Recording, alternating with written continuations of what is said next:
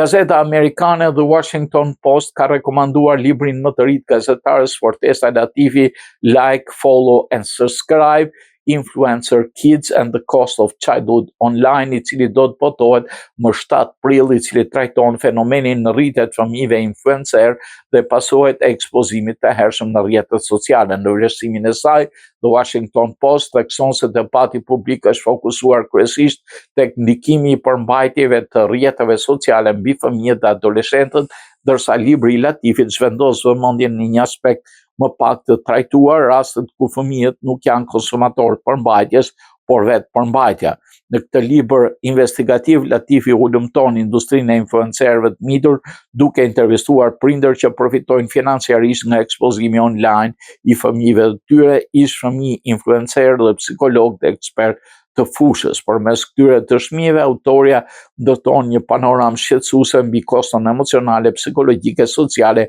të një familje të jetuar në nënvëzhgimin e vazhdueshëm të publikut digjital. Sipas Washington Post, libri ofron një analizë thelluar dhe të dokumentuar mbi një industri pak të rregulluar, duke ngritur pyetja thelbësore mbi privacy-n, të drejtat e fëmijëve dhe përgjegjësinë e prindërve dhe platformave digjitale. Libri Like, Follow, Subscribe pozicionohet si një kontribut i rëndësishëm në debatin global mbi mbrojtjen e fëmijëve në epokën e mediave sociale.